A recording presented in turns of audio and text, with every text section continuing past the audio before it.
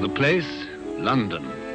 The time, 1843. The season, that of jollity, of festivity and charity. Holly and berries and goodwill to all men, with perhaps one exception. And it is with this exception that we are concerned in our story. The exception is Ebenezer Scrooge.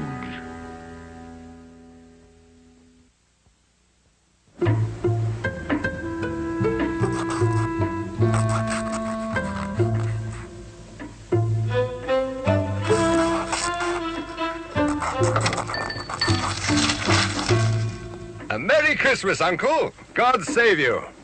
Humbug. Christmas a humbug, Uncle? You don't mean that, I'm sure. Oh, but I do. Merry Christmas? What reason have you to be merry? You're poor enough. Well, come then, what reason have you to be morose? You're rich enough. Bah! Humbug. Don't be cross, Uncle. What else can I be? Out upon a Merry Christmas. If I could work my will, every idiot who goes back with Merry Christmas on his lips should be boiled in his own pudding and buried with a stake of holly through his heart. Uncle! Keep Christmas in your own way and let me keep it in mine. Don't be angry, Uncle. Come, dine with us tomorrow. Never. No, good afternoon. I'm sorry with all my heart to find you so resolute. But I'll keep my Christmas humor to the last. So, a Merry Christmas, Uncle. And a Happy New Year. Good afternoon. And a Merry Christmas, Mr. Cratchit. Merry Christmas, sir. Good afternoon. Scrooge and Marley's, I believe. Have I the pleasure of addressing Mr. Scrooge or Mr. Marley? Mr. Marley died 7 years ago this very night. At this festive season of the year, Mr. Scrooge, a few of us are endeavouring to raise a fund to buy the poor some meat and drink and means of warmth. But are there no prisons? Plenty of prisons. And the treadmill and the poor law, the union workhouses, they in full vigour then? Both very busy, sir. Oh, I was afraid from what you said at first that something had occurred to stop them in their useful course. I don't make merry myself at Christmas, and I can't afford to make idle people merry. Yes, I know you'll tell me that many can't go there, and many would rather die. Well, we'd better do that than decrease the surplus population. Good afternoon, gentlemen. Good afternoon. You'll want all day tomorrow, I suppose, If quite convenient, sir. It's not convenient, and it's not fair.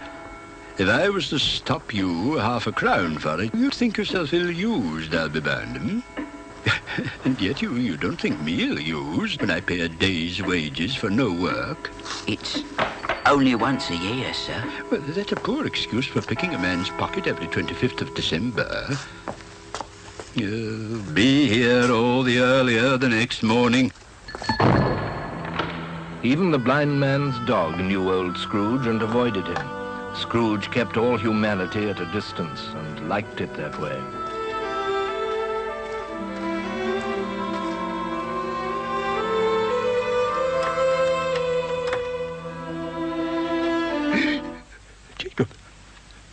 Jacob Marley.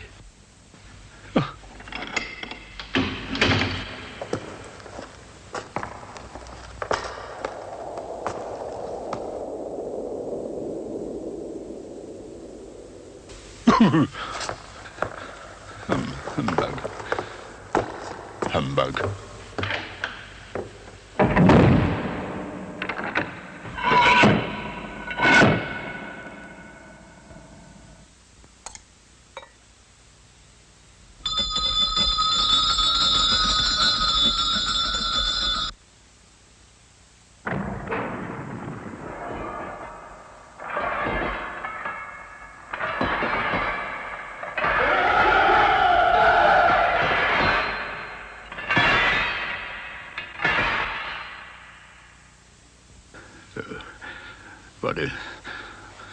What do you want with me? March, you don't believe in me. I don't. Because you may be an undigested bit of beef, a fragment of an underdone potato. There's more of gravy than of grave about you.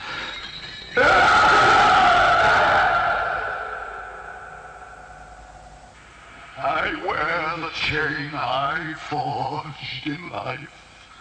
I made it link by link and yard by yard. I girded it on of my own free will, and of my own free will I wore it. Now, you were always a good man of business, Jacob. Business! Mankind was my business. Why did I walk through crowds of fellow beings with my eyes turned down, and never raise them to that blessed star which led the wise men to a poor abode? Hear me. I will. I am here tonight to warn you that you have yet a chance of escaping my fate. Ebenezer, you will be haunted by 3 spirits. Expect the first tomorrow when the bell tolls 1. Expect the second on the next night at the same hour. The third upon the next night when the last stroke of 12 has ceased to vibrate.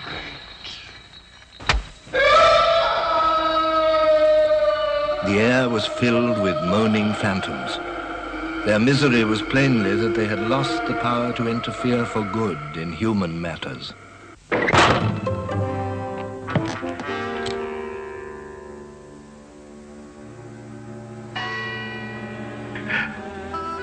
Scrooge awoke to the chimes of a neighboring clock. His room was flooded with light, and a hand opened the curtains of his bed. Are you the spirit, sir, whose coming was foretold to me? I am. Who and what are you? I am the ghost of Christmas past. Long past? No, your past. What brings you here?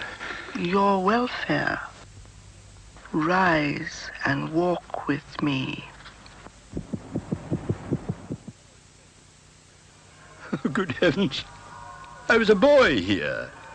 Your lip is trembling. What? And what is that upon your cheek? Nothing. Nothing. These are but shadows of the things that have been. They have no consciousness of us. The school is not quite deserted. A solitary child, neglected by his friends, is left there still.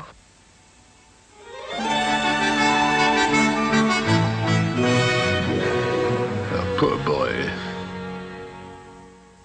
Let us see another Christmas. Do you know this place? Know it? I was apprenticed here. Oh, why? It's old Fezziwig. It's Fezziwig, alive again. Yo-ho, my boys. No more work tonight. Christmas Eve, Dick. Christmas, Ebenezer. Clear the way, my lads. Chin up, Ebenezer. Merry Christmas to you. Hilly-ho, my lad. He was very much attached to me.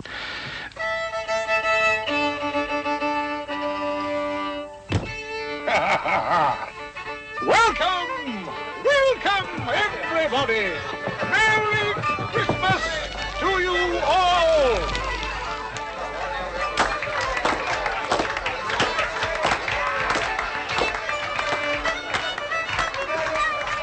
A small matter to make these silly folks so full of gratitude. Small? Why is it not?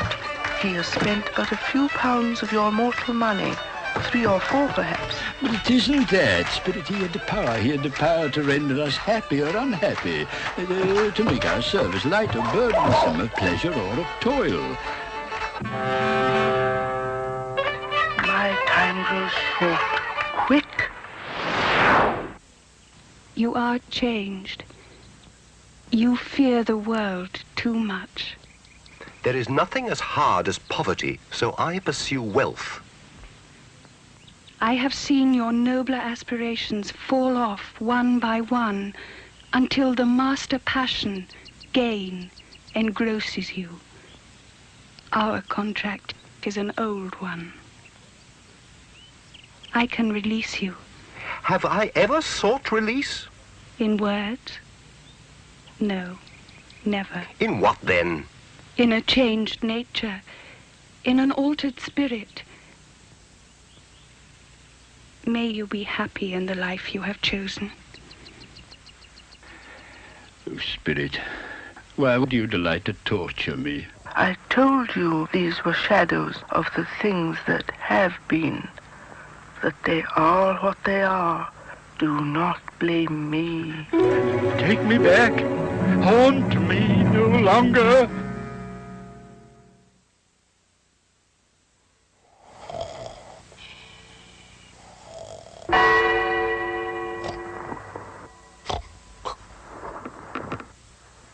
Enter, Ebenezer Scrooge. Come in and know me better, man. I am the ghost of Christmas present. You have never seen the like of me before. Spirit, conduct me where you will. If you have aught to teach me, well, let me profit by it. Touch my robe.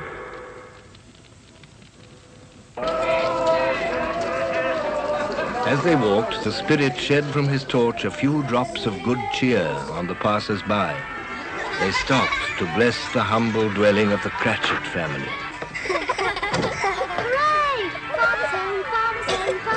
And how did little Tim behave? As good as gold. He told me coming home that he hoped the people saw him in the church because he was a cripple, and it might be pleasant to them to remember upon Christmas Day Come on, Timmy. who made lame beggars walk and blind men see.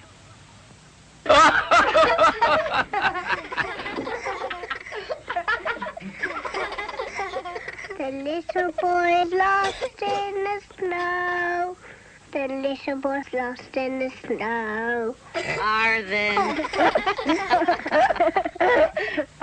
A Merry Christmas to us all, my dears. God bless us. God bless us, everyone. God bless us. God blesses everyone. Spirit, tell me if Tiny Tim will live. I see a vacant seat in the poor chimney corner, and a crutch without an owner, carefully preserved. No. If these shadows remain unaltered by the future, the child will die. No. What then? If he be like to die, he had better do it. Don't. And decrease the surplus population. Oh, God. To hear the insect on the leaf pronouncing on the too much life among his hungry brothers in the dust. What place is this? A place where miners live, who labor in the bowels of the earth. But they know me. See? God rest ye merry gentlemen, let nothing you dismay. Remember Christ our Savior was born on Christmas Day to save us souls from Satan.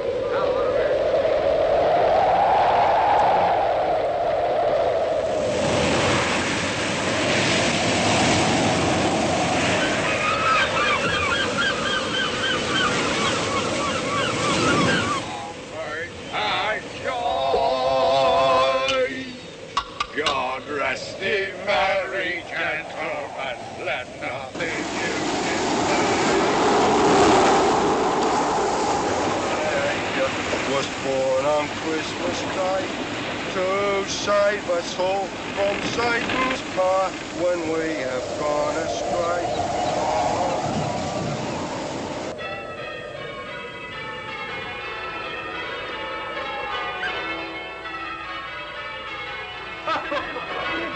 Uncle Scrooge. He's given us plenty of merriment, I'm sure.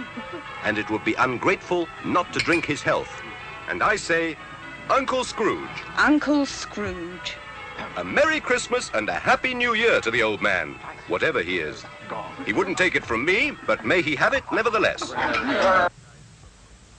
My life upon this globe is very brief. It ends tonight at midnight. Forgive me, but I see something strange. Look here. Look down here. Oh, Spirit, are they yours? They are man's, and they cling to me. This boy is ignorance. This girl is want. Beware them both, but most of all, beware this boy. Have they no refuge? No resource? Are there no prisons? Are there no workhouses?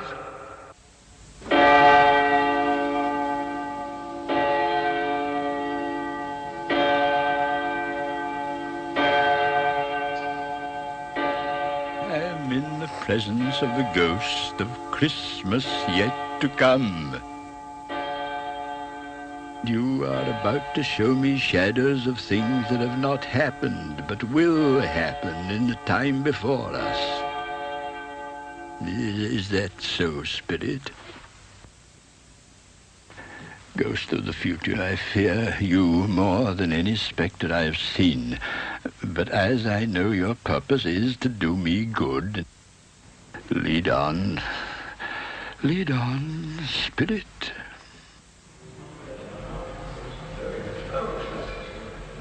Old Scratch has got his own at last, I hear. Why, what was the matter with him? God knows.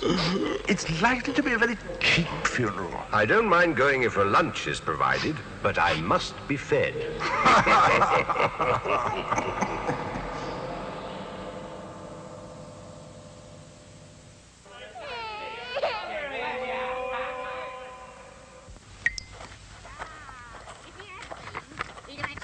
To look after him when he was struck with death. Come into the parlour. Come into the parlour. Come into the parlour. Come on. Open that bundle, old Joe. What have we got here? Put in anything there for his blankets. Bed curtains. You don't mean to say you took them down, rings and all, with him lying there? Yes, I do. If he wanted to keep him after he was dead, why wasn't he natural in his lifetime? It's a judgment on him. Spirit, I see. Yet I do see. Oh, God, merciful heaven, what is this? Spirit, this is a fearful place. In leaving it, I'll not leave its lesson. Let us go. I understand you, and I would do it if I could, but I have not the power. Spirit, I have not the power. Let me see some tenderness connected with the death. My little child. My little child.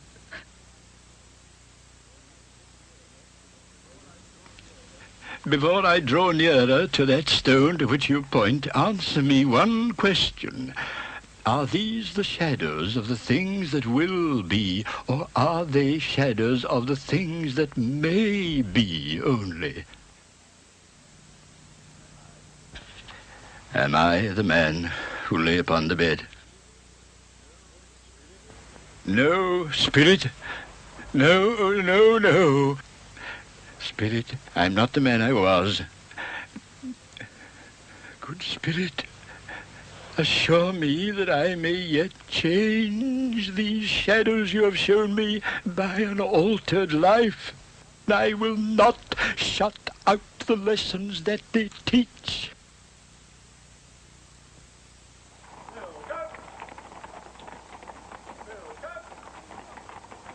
They're not torn down. Look, rings and all. Yes, I will live in the past, the present, and the future. Oh, Jacob Marley, heaven and the Christmas time be praised for this. I just don't know what to do.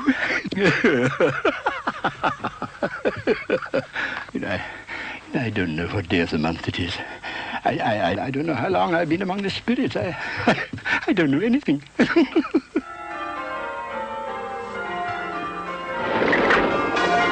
Hello, hello. What's today? Hey? An intelligent boy. Oh, a remarkable boy. What's today, my fine young fellow? Today? Christmas Day. What? It's Christmas Day. It's Christmas Day. And I haven't missed it. The spirits have done it all in one night. Well, they can do anything they like. Of course they can.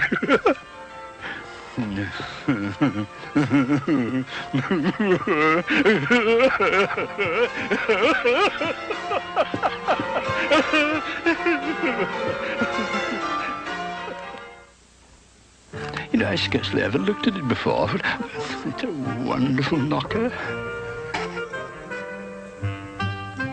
I'll send it to Bob Cratchit, and he shan't know who sends it. My dear sir, how do you do? A Merry Christmas to you, sir. Mr. Scrooge? Yes. Well, allow me to ask your pardon. And will you come and see me? I will. I will. Oh, thank you. Oh, bless you. Is your master at home? Yes, sir. He's in the dining room along with mistress. Thank you. I'll just go in myself. Fred. Well, bless my soul. Come in, Uncle. Come in, Uncle. Hello. And what do you mean by coming here at this time of day? I am very sorry, sir. It's only once a year, sir. It shall not be repeated. I was making rather merry yesterday, sir. Now, I'll tell you what, my friend. I am not going to stand for this sort of thing any longer. And therefore, I am about to raise your salary. A Merry Christmas, Bob. A Merry Christmas. I will raise your salary, Bob, and endeavor to assist your struggling family. And we'll discuss your affairs this very afternoon, Bob. Scrooge was better than his word. He did all he had promised and more. And to Tiny Tim, who did not die, he was a second father. It was said thereafter that Ebenezer Scrooge knew how to keep Christmas well, if any man alive possessed that knowledge.